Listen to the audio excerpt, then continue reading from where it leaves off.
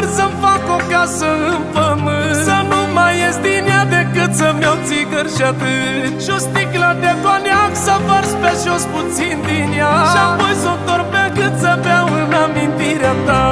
Degeaba am palat, mai bine dorm într-un hotel, că nebunesc de dor că nu te văd când intru în el. Mai bine aveam bordei și un pat de fier mai ruginit, oricum în lipsa ta nu mă mai bucură nimic. Accept și nu mi-e teamă, teamă, teamă dacă mor, mi-e teamă să trăiesc și să privesc spre viitor. Stau pe pământ că nu vrea, Doamne, Doamne, să mă ia, dar nu mai valorez nimic fără iubirea ta.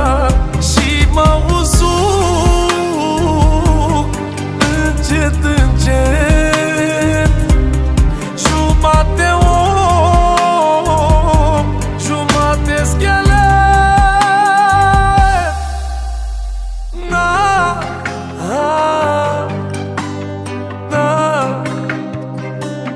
îmi vine uneori să-mi fac o casă în pământ, să nu mai ies din ea decât să-mi iau țigări și atât, și o sticlă de coniac să vărs pe jos puțin din ea, și apoi să o întorc pe gât să beau în amintirea ta. Degeaba dorm în pat sub așternuturi de cașmir, că simt că mă sufoc în lipsa ta, abia respir. Între cer și pământ oricâte doruri ai avea, nu știi ce înseamnă dor până nu pierzi pe cineva. Nivel cu nivel și zi după zi, cenușă l-aș face, l-aș sparge, l-aș vinde la preț de nimic. Oricum n-au valoare și sens fără tine aveau mai de mult, acum sunt ruine. Na,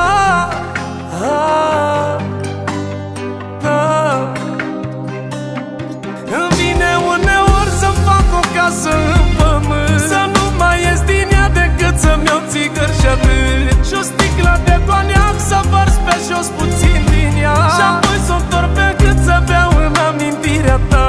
Degeaba am palat, mai bine dorm într-un hotel, că nebunesc de dor că nu te văd când intru în el. Mai bine aveam bordei și un pat de fier mai ruginit, oricum în lipsa ta nu mă mai bucură nimic.